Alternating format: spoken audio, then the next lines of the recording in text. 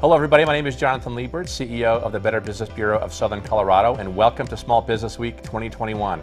This is the largest small business week in the nation, and we are so excited about that, and that's in thanks because of all of you. The theme this year is epic. We have epic small businesses in our community, and we are going to have an epic week. Hi, my name is Ekta Markulier, Executive Director of the Pikes Small Business Development Center, co-host of Small Business Week with the Better Business Bureau. Thank you for joining us again. We'd like to thank our sponsors. Presenting sponsor, U.S. Bank, and our live stream sponsor, WireNut Home Services. We would also like to thank our corporate sponsors, El Paso County Economic Development, Kaiser Permanente, the Colorado Springs Chamber and EDC, and the City of Colorado Springs. Thank you so much for joining us for this epic week of events.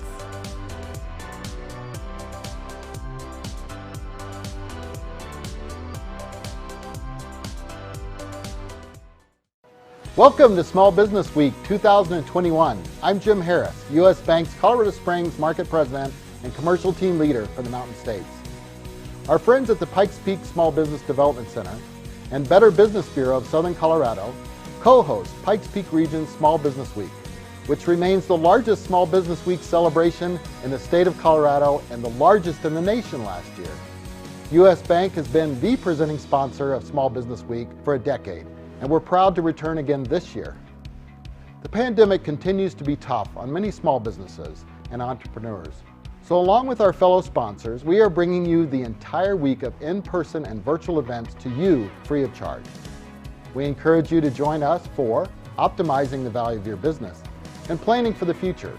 Learn from U.S. Bank experts on what drives the value of your business.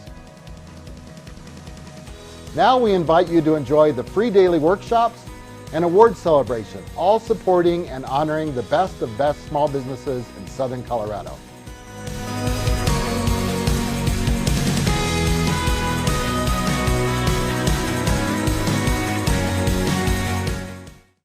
Greetings, my name is Yemi Mobalade and I'm part of the economic development team at the City of Colorado Springs, dedicated to a thriving economy and excellent quality of life. We know our small business community is critical to the city's success, and that's why we're proud to sponsor Small Business Week. I want to share our most important tool, which is cosopenforbiz.com.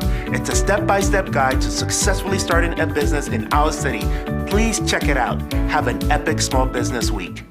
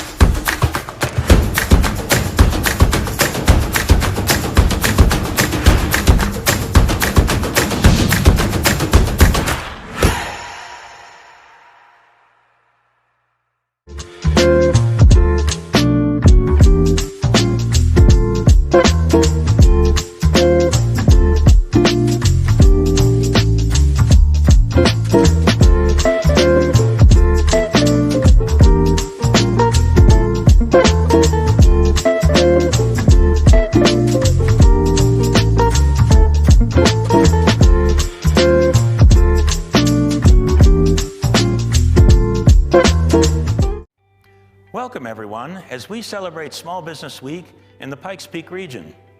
We're here at Hearth House representing an industry that was hard hit by the pandemic.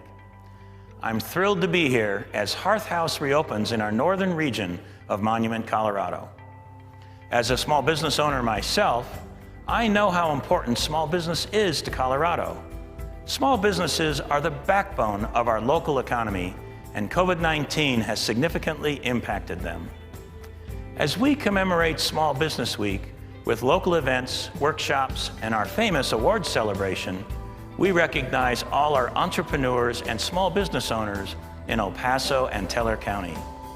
They have endured economic disruption, yet remain resilient and ready to provide outstanding goods and services. Small businesses are vital to our community, and we must continue to support them during these unprecedented times.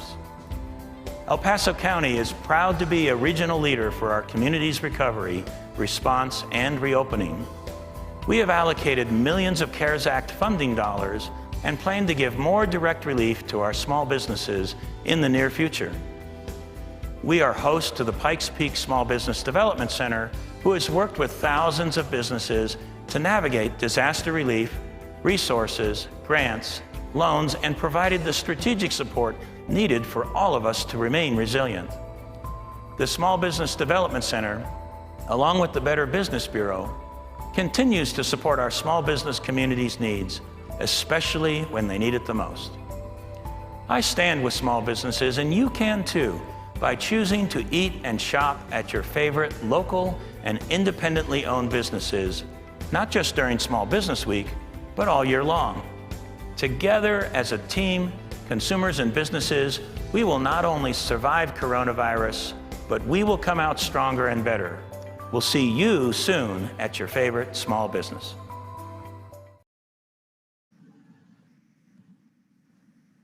Welcome to Small Business Week 2021 in the Pikes Peak region.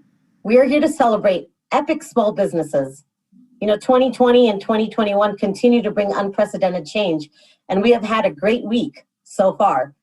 Because last year was virtual, we had tremendous reach, right, Jonathan? Making our event the largest small business week in the United States of America. We are proud to bring you live and virtual events so that we can share valuable information with this great business community. And we hope that you will find this week's events helpful and inspiring. Thank you to our presenting sponsor, U.S. Bank, our corporate sponsors, the Colorado Springs Chamber and EDC, the City of Colorado Springs, El Paso County, Kaiser Permanente, our live stream sponsor, WireNut Home Services, and our media sponsors for the week, the Colorado Springs Business Journal and KRDO News Channel 13. Now over to you, Jonathan. Thank you, Ekta. How much is your business worth? That's one of the questions we're going to answer today. One of the main goals for business owners, entrepreneurs, and corporate executives is to create value. And as a small business owner, your focus is on creating value for your primary stakeholders. You create value by optimizing your organization's capacity to work more efficiently or to leverage new technology. This panel will consist of 5 experts from U.S. Bank that will discuss how to optimize the value of your business in these unprecedented times. Optimizing your business requires 3 key components. First, a clear strategy to position your organization for success. Then an effective way to implement that plan that helps businesses save money and operate more efficiently.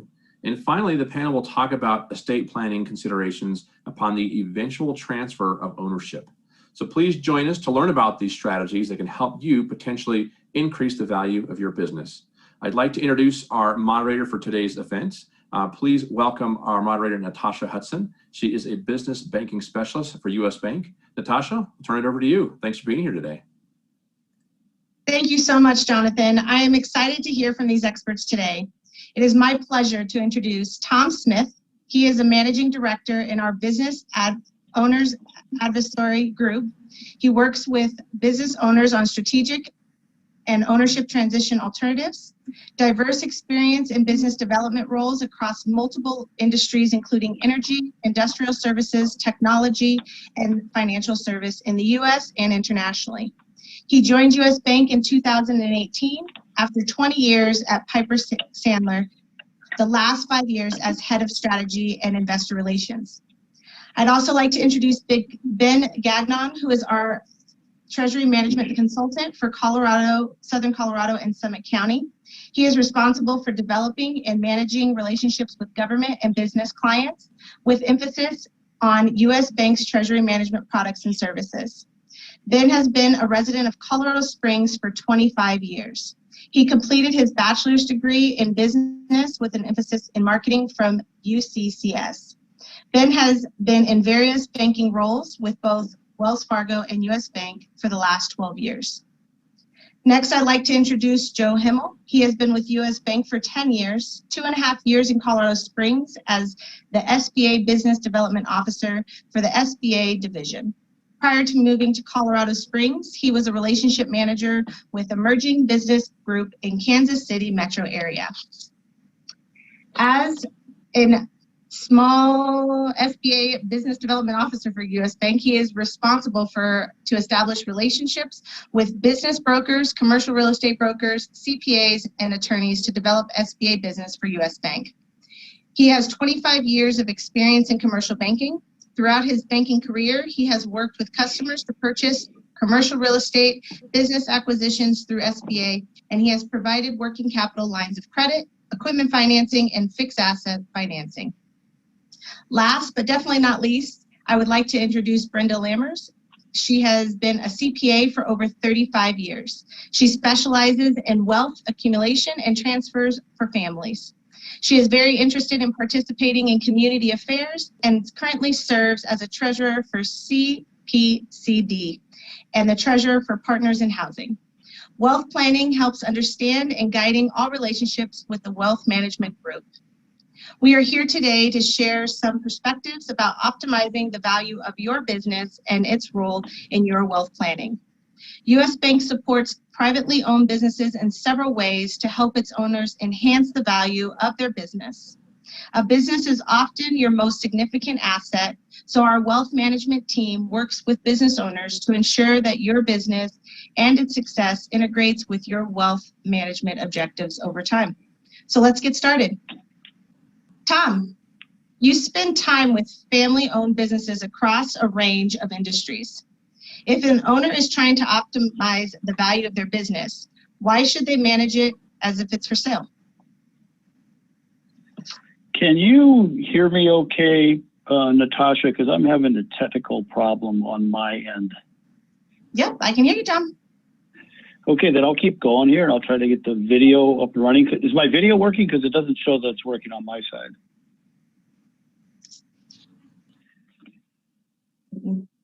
Okay, so anyhow, let's get going on this and I'll try to see it in real time if I get the video going. But yeah, that's a great place to start, Natasha. You know, many firms can do good work providing formal valuation assessments of a business for estate or tax planning purposes. But in my experience, the clearest indicator of value of a business over time is what an owner will receive as consideration for his business or her business from a buyer. So this can be explained by looking at the buyer's characteristics. Number one, the buyer is going to be objective. Number two, they're always going to be knowledgeable about the industry they're buying into. Number three, they're prepared to invest and take a risk, so very disciplined assessment. Number four, they assess specific factors that drive higher valuation or detract from valuation. So essentially, they're going to give you a lump sum of cash today in exchange for a stream of future cash flows. So they follow the formula of looking at your historic cash flows, looking at your growth, and then looking at different risks that are apparent in the business. By taking a buyer's assessment into account, this will position you as a business owner to optimize the value of your business at all times, whether you're a seller or not. Another reason why we do this assessment is that business transitions can be unexpected, as we just seen through the COVID experience, sudden illness, or you may think retirement's a long ways out and it catches up on you, so a decision to retire. Disruption to your succession plan. Your son or daughter you thought was going to take over the business decided they wanted to follow a different path. So we say it's best to be prepared. And based on our recent experience with family-owned businesses and COVID, we believe there's a heightened sense of looking at the future prospects for the business. So like most of you, or maybe all of you, have no plans to transition your business, a buyer's perspective can still provide valuable insights to enhance its value. Also, a perspective mirrors what we as lenders would ask if a business owner wanted to obtain a new loan for their business or refinance existing debt. Before we get into more detail on these factors influencing the value of the business, I think it's useful to keep in mind that a family-owned, founder-owned business is uniquely complex, where you're the owner, you're the primary manager, and also it has to intersect with your wealth management. So maybe, Brenda, you can comment on the value preservation or enhancement with respect to wealth planning. Thanks, Tom. Business owners often look at a separation between what they think are their personal assets or their business assets, the personal liquid assets or liquid assets that are in the company. I think one of the most important things is to make sure people plan with all their assets. They look at their personal assets, their family or extended family assets, and their business assets. They need to look at all what ifs when they're utilizing their assets and income streams. And since surprises happen or changes in decisions, as Tom noted, it's important to be looking at different alternatives before a sale might be considered and be ready for different solutions on the fly. A business owner might become ill, they may desire to retire sooner rather than later. There might be some changes in the family. Maybe the son that you had planned on taking over the business decides, he doesn't want to do that any longer. You want to always look at valuation changes, maybe using gifts or transfers to children before a sale occurs, maybe using charities before gifts or transfers occur. Always want to make sure that you're considering working for a longer period of time or a shorter period of time, depending on how your valuation may look. It may look better in 3 years or 5 years rather than today. It's good if you can prepare a baseline financial plan that can be altered on the fly, so that if you understand where you are today and the price of your business goes up 200,000 or down 200,000, you know what impact that has on you and your family. So again, understanding your personal assets and your business assets as a merged entity rather than separately. All the business owners, I think, also should consider the tax effects and tax planning, mostly on how does it affect me. I know that under the new administration, people have been concerned on whether capital gains are going to change, when they might change, estate exemptions, and again, just how will it affect me and how will it affect my family. Well, thank you, Brenda. So looking at the company's value from a buyer's perspective, Tom, can you discuss the factors that might influence its value? Absolutely, and Brenda, that was great. Yeah, there are many factors which can impact the ultimate value received by an owner in a sale process, or the value the business generates over an extended period of time. A major factor, obviously, is growth, which is really indicative of other factors influencing the business. So then, based on what we see in our client base, is it safe to say that growth would be very important with every company? Yeah, I would say almost every company. I have one successful client that manages a business for their strategies to have stable, predictable earnings and not manage for growth. They've achieved significant scale, which makes that job easier.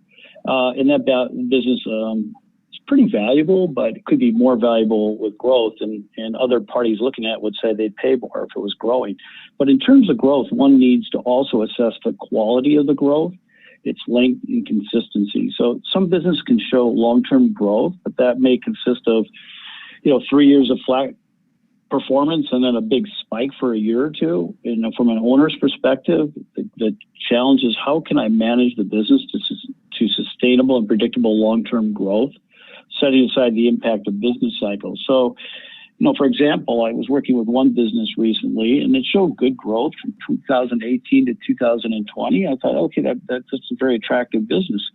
But when I looked at it in depth, it had, his revenues were up considerably in 2018 and then down sharply in 2019 and then back up again in 2020. So that raises quite a few questions around, is the growth sustainable? Is it driven by, sort of lumpy products, large products that are unpredictable in terms of when they're going to hit and not hit?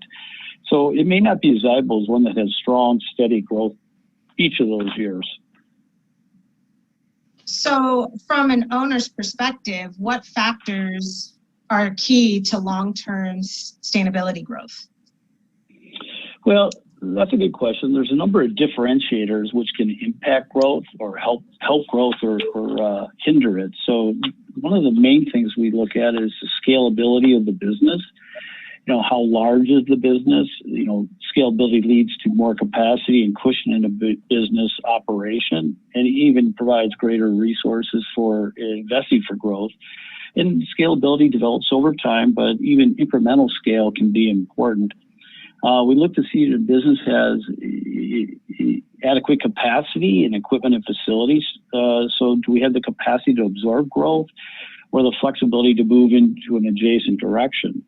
So we have to always ask ourselves, what is it about our products or services that gives us a sustainable competitive advantage? And I think that's important to ask that question on a regular basis. And then another critical factor is, do we have the right management and personnel to deliver growth? And that usually is one of the bigger challenges I find with most business owners is, you may need to add good talent and manage all facets of the business to support growth, but the discipline to replace personnel that put growth at risk and make sure you're constantly evaluating your personnel, that you have good backups internally, or you can source good replacements externally. So I really can't overstate the importance of managing human capital effectively. If I were to point to one key position, I talk to hundreds of business owners a year, all different sizes. And if I were to point to one key position that should be filled earlier rather than later, it's the senior financial post, which might be a controller or a CFO role.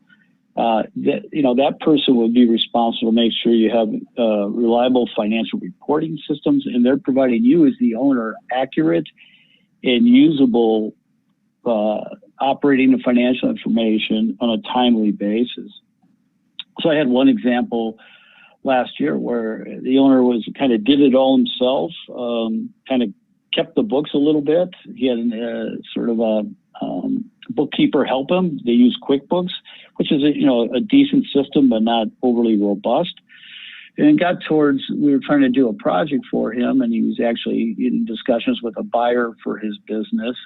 They were deep into diligence, and with 2 weeks to go in the year, the owner felt like, I'm going to come out like X for the year in terms of revenue and EBITDA. And then 2 weeks after the end of the year, we found out that there was a lot of expenses being misreported. Some expenses should have been capitalized. The revenue projections were off, and so the buyer backed away from the business because he said it's too unpredictable. Your accounting systems don't tell me what I need to know as an owner of the business, and so you can't make decisions in a timely fashion. It took him 2 months to get accurate information. So for him to take on new orders or how to process orders, he's operating on a 2-month lag, and it just didn't make for an efficient management of the business. And then finally, I think it's important to look at our customer base. Is it stable or is it growing? Is it diversified?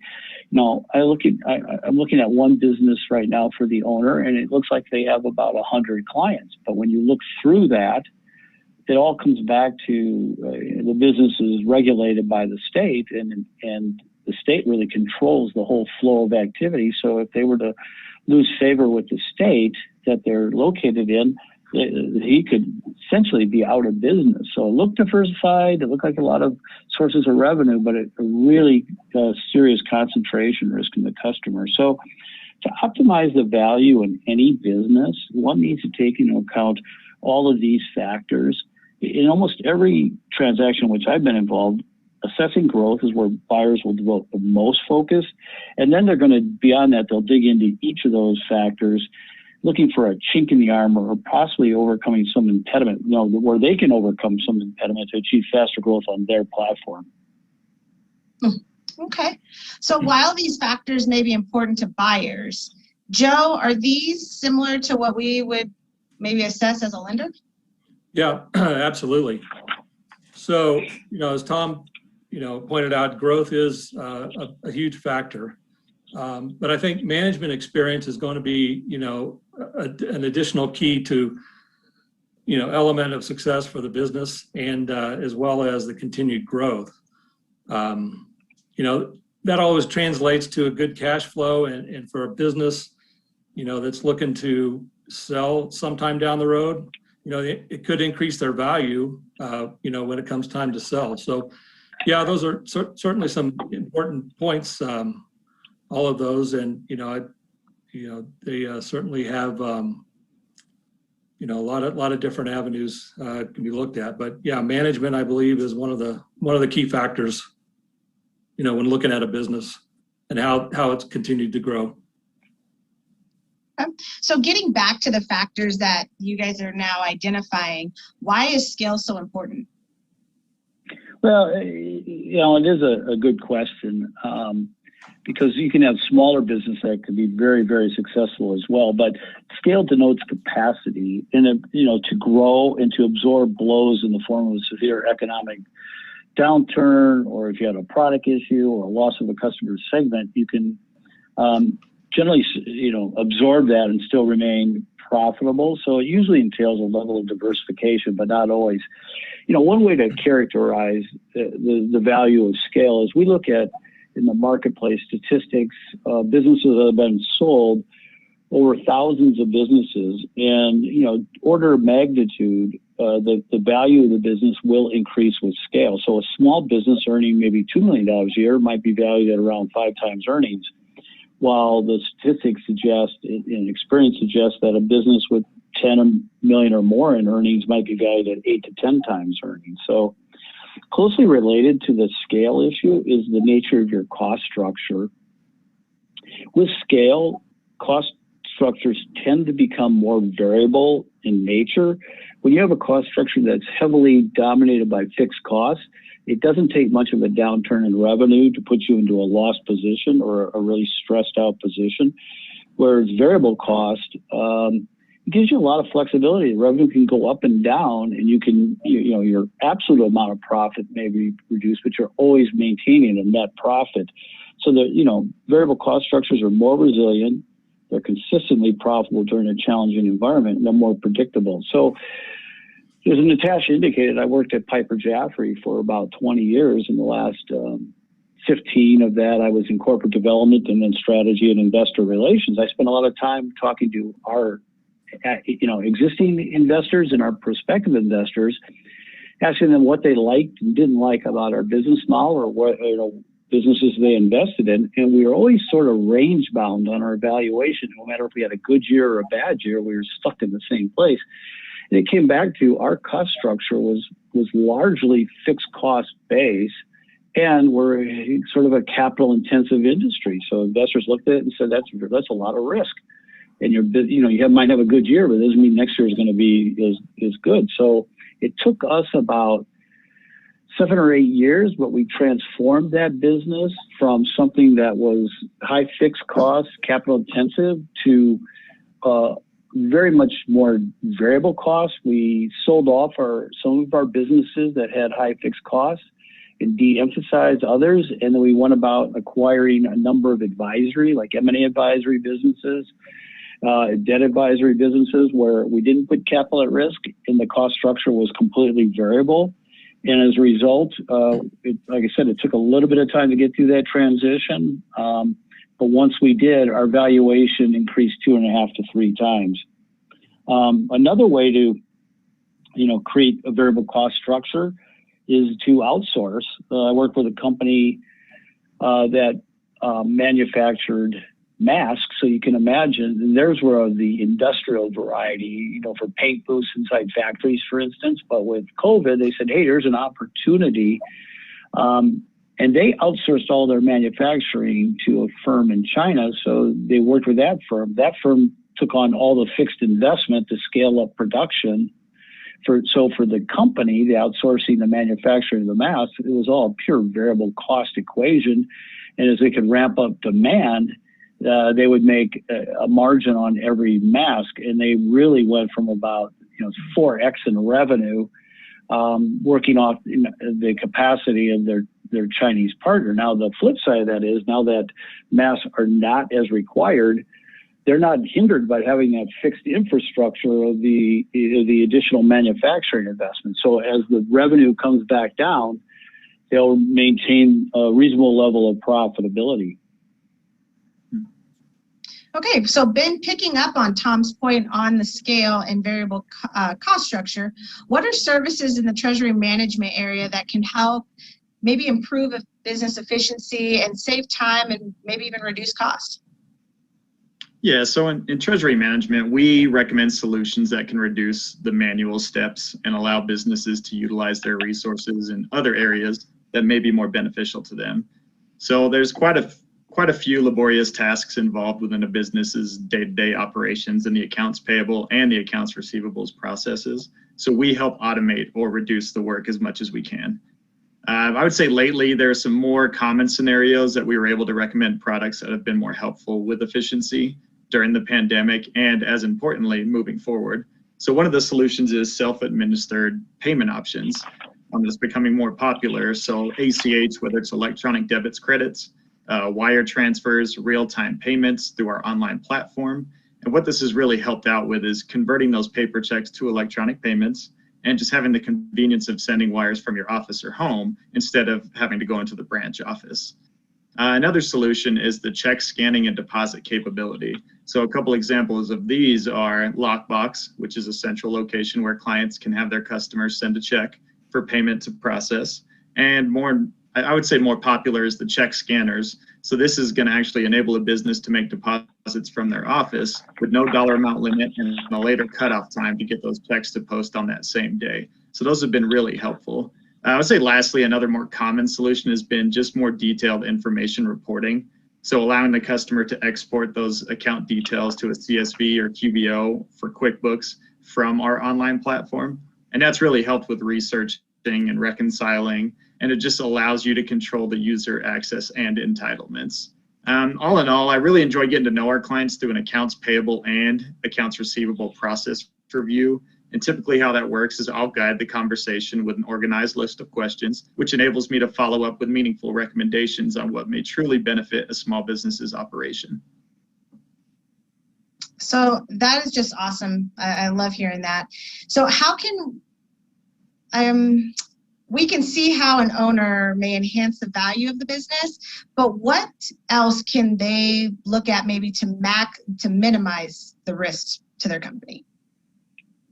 Yeah, there's a number of things here we look at in risk, a couple of big buckets. Before I go on, though, I would say, Ben, that was a really good summary of how customers and clients of U.S. Bank can really leverage off of our scale. Your business has tremendous scale, and for our clients, they get the cost benefits of your scale and capability. So I really appreciated those points.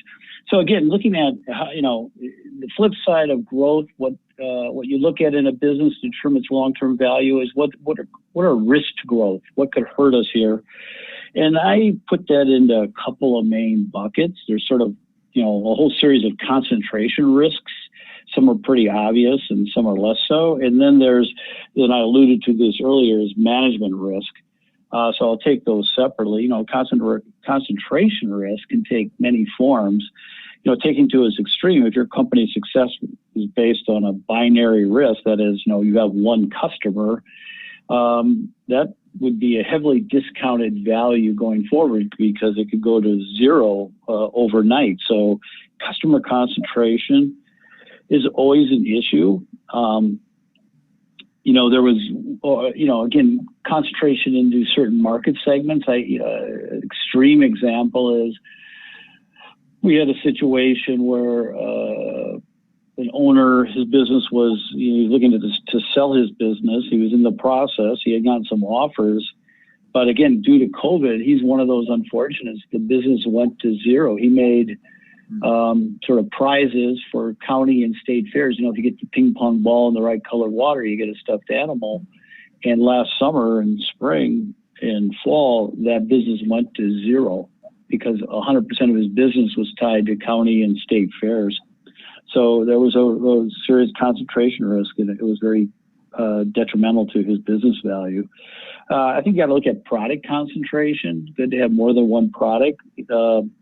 And what we've seen also coming out of COVID, but this is sort of post-COVID as things ramp up again. And I've talked to a lot of manufacturing businesses, and it's really a serious challenge now with supply chain risks and supply chain concentrations.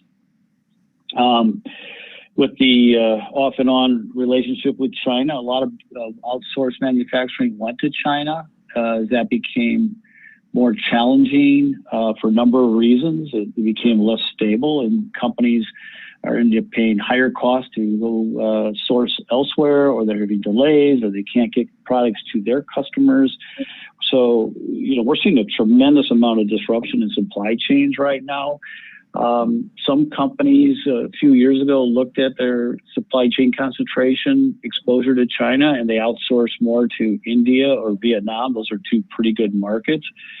So those are all important factors to think about, to focus on your diversification of customers or products or even talent. I had a business that I worked on even during COVID, and we were able to complete the sale, but due diligence, the buyer said, well, wait a minute, you got 100% of your revenue coming through 2 sales reps.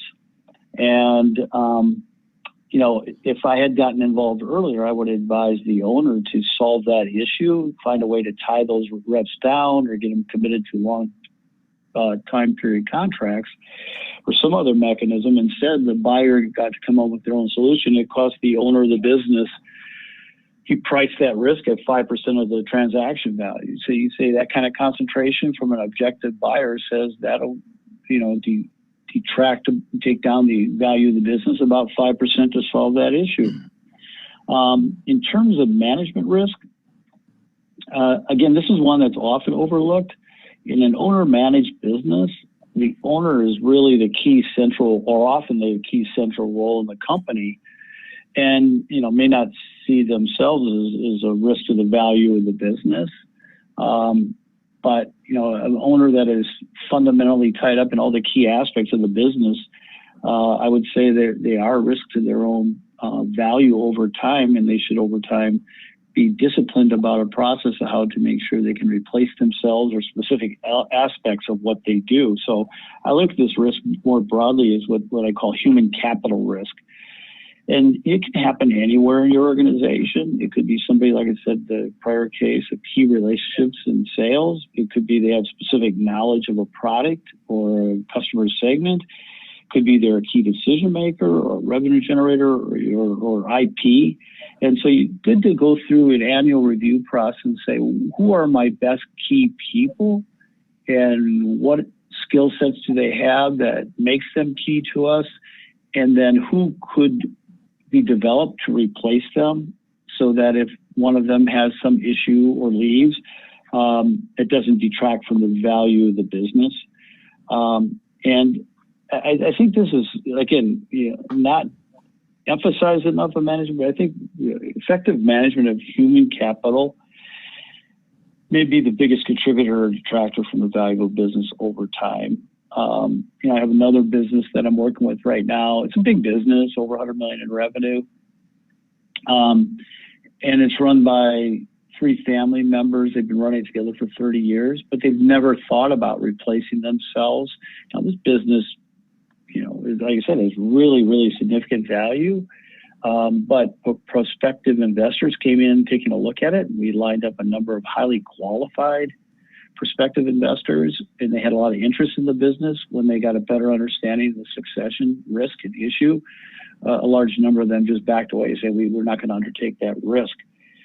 Again, I know your businesses are not for sale, but this is, if that's what an outside investor is thinking about, then that's probably what you should be thinking about too. So effective mitigation of this risk takes a formal, disciplined system of performance evaluations, succession planning down, you know, 2 levels in the company, or at least to your 3, 4, 5 key individuals down in the organization.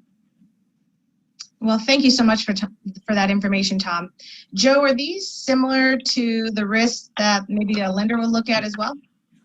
Yeah, absolutely. Yeah, I think one of the biggest factors is having the right management in place to mitigate some of these issues that Tom was talking about with the customer concentration or product concentration or even supply chain. I mean, having that, you know, the management in place to have a successful path, you know, creates a solid cash flow for the business, and you know, it helps increase the value for the company as they go to possibly sell the business. So it's certainly some good factors in there. So are there any risks that you help mitigate through treasury management services, Ben? Yeah, absolutely. So we help mitigate the risk of losing money due to fraud. There's a wide variety of attempted fraud on small businesses every day. We've seen it all. We recommend solutions to avoid fraud situations from actually happening. So this is regarding external fraud and even internal fraud within the company in some cases. So to prevent external fraud, we recommend solutions that prevent checks from clearing an account that have not been entered into the system for approval. And we also offer a solution that allows the business clients to provide a list of acceptable company IDs for any electronic or ACH payment coming out of a specific account. So if a debit is attempted to be pulled from an account that is not on the approved list, it'll decline. So that's been very helpful for a lot of businesses through these times. Then on the other side, to prevent internal fraud, we offer a variety of dual control and customized accesses based on the specific employee within the business. So regarding the dual control, this covers most payment options, whether it's wire transfers, real-time payment, ACH, and you can also assign a specific dollar amount limit to each individual for how much they can approve for that payment. And really on our side, to keep customers informed on how to be in the best position to prevent that fraud, we offer fraud prevention webinars and a wide variety of other ones as well that clients are always welcome to attend, that we like to invite them to as well through email or whatever it may be. Wow, that is just awesome, Ben. Thank you so much for that information. So are there any other thoughts on enhancing value? Yeah, one area that we should always look at is effective use of capital. You know, most business owners are extremely conservative and they're debt adverse, which makes them risk averse. So that's a positive thing. But there's some situations where a modest amount of debt can be used to enhance the return on an owner's equity. We see some businesses, you know, public companies and whatnot, will have maybe a third of their capital coming out of debt. And the reason they do that, it enhances the return on the existing equity for their investors. So you're the investor, you're the owner. You know, you could do a modest amount of debt put into place, dividend yourself, you issue yourself a good dividend and use that capital elsewhere, and then you're getting a higher return on your own equity that remains in the business. I'm sure Joe's got specific examples of how debt capital can be used to enhance the owner's returns as well. Yeah, absolutely. That's right, Tom. You know, financing an expansion or equipment purchase to increase revenue for the shareholders and for the business, you know, that to me, we look at that as kind of a positive venture. You know, other options could be, refinancing existing debt to maybe reduce the rate or, in the term to help, get a little bit better cash flow in there. And, sometimes businesses are, they look to consider looking at, maybe expanding, buying a competitor, that fits into their means, or, just maybe growing, internally through that source and kind of providing some additional revenue, organically. So. Yeah, that acquisition is a great point, because there, instead of the owner using 100% of their own capital by using 25% from a bank source, and they get similar type of returns on the remaining equity investment, they've just enhanced their return on equity of their equity investment in an acquisition. So that's a great example. And another thing I think is important to always keep in mind, and we lose track of this somewhat because we've had a couple of very long expansionary cycles over the last 20 years. We had, the early part of the century through 2008 and 9 was a nice expansionary cycle. And then coming out of the Great Recession, 2010 through COVID was slow growth, but gradual expanding economy. And so we all kind of enjoyed that. But I think it's important to be able to take advantage, as painful as the cyclical downturns are, and COVID was extremely painful because it was a sharp jolt to the system. Those down periods do offer an opportunity to take some excess costs out of the system and get more lean and position you for the next wave of growth when it does occur. So you really want to create that foundation over time of being disciplined in the downturns to make the hard decisions, take the cost out, get more lean and efficient, and you'll really benefit in the upturns of quite a bit. So the other thing about cycles, and I'm no expert in this, but I would refer to Brenda on this, is that they do provide some unique opportunities in tax and estate planning as the business valuation goes up and down. So Brenda, what are your thoughts on this? Well, we start out with an estate tax exemption. Right now it's around $11 million, and we can give away up to $11 million during our life or at death. So sometimes during a down cycle, our businesses may be worth less than they are in an up cycle, and that might be a great time to give part of our business away at that lower value to a trust or to a family member. And then as we come out of that low cycle, that family member or that trust takes all that appreciation with them as we go. And although the up cycles are certainly more exciting sometimes for businesses, it's important to keep planning top of mind during these lower value cycles as well. Another thing during any of these cycles, Tom, that you talked about are looking at your chances that tax can be a saving, a true cost saving, sometimes a deferred cost saving. And so these upcoming tax changes that we may face right now may be an estate tax exemption reduction, maybe from 11 million down to some other number. And we also may be looking at some changes in our capital gains law. So again, whether we're in an up cycle or a down cycle, it's important to keep your tax law in front of you. Yeah, Brenda, we're taking a lot of looks at the tax changes, and they're in some ways frightening, but in particular, that capital gains tax, Biden's plan came out and said he wanted to take the rates up 20 percentage points. If one were to sell their business this year versus next year, you'd have to get an extra 35% in purchase or sale price next year under that higher capital gains rate just to net out the same as you would get this year. It's really dramatic. The reduction in lifetime gift exemption is dramatic. So we'll see what they get through, but this could be really, really challenging for a lot of businesses and owners. No, well, it could. Go ahead, Brenda. No, I just said, just agreeing, Tom, it's December 31st of this year may be a very different price point than January 1st of next year. Absolutely. Well, we have Ben, Joe, Tom, and Brenda. As we kind of end our time here, does anybody have any final thoughts that they would like to add? Yeah, I'll just close out from my perspective. So I said at the outset, even if you have no plans for a transition, it's always great to be prepared. And I mentioned the issues that can arise, family issues, health issues, just a change in your own outlook. Your life can look a lot different in your 50s than in your 70s or 80s. So I think it's always good to be prepared. I always say be proactive so you can manage your way through a reactive situation most effectively. And so I think as I wrap up on mine, a quick summary of key value enhancers are position the company for steady, predictable growth.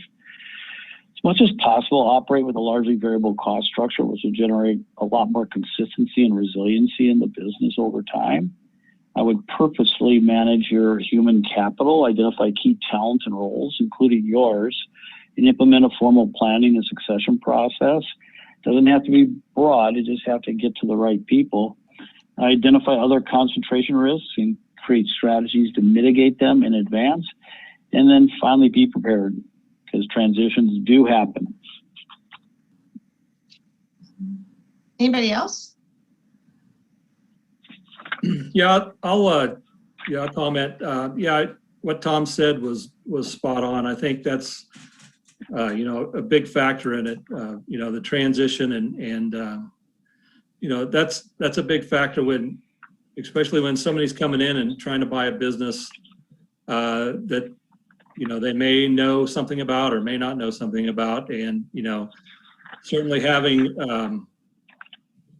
a good management team there, depending on if they're going to stay or not is certainly a factor. Yeah, what Tom alluded to, those factors are certainly, I think what a lot of, business brokers will tell you that, you've got to manage a company for success and for future sale at all times. So. All right. Well, thank you, Tom, Joe, Ben, and Brenda for joining today and providing your expertise on optimizing the value of a business. Jonathan, I'll pass it back to you. Great. Thank you, Natasha, and thank you to our fantastic panelists here. A lot to think about and a lot to consider, absolutely, as we figure out what the future will hold. So thank you, everybody that is attending today. Great advice from this panel. As we have heard, you have to be prepared, you must be proactive, and you definitely have to have a plan. We know this market is changing and evolving, and there's more stuff to come, right? So thank you to U.S. Bank for this great information. And Natasha, once again, thank you for the wonderful job you did moderating this panel. Please join us tomorrow for our next event. It'll be called Epic Purpose, where we will discuss the growing importance of the social impact movement in businesses that's happening right now. You can join us at the Pinery 9:30 to 11 a.m. in person if you would like. Obviously, you can also catch the live stream, or you can watch the archived link later on. As well as the Epic Purpose panel tomorrow morning, we're also going to have some really good conversations regarding minority-owned businesses. So you can catch that. That's virtual only tomorrow at 2 o'clock. So it's going to be tomorrow from 2 to 3:30. You can register at pikespeaksbdc.org or check out that live link the next day. We hope to see you there. But once again, thank you for joining us at Small Business Week. Remember to go out there and support local and small businesses as you find out who you can make some great purchases from. So once again, thank you to our presenting sponsor, U.S. Bank, and have a great day, everybody. Thank you.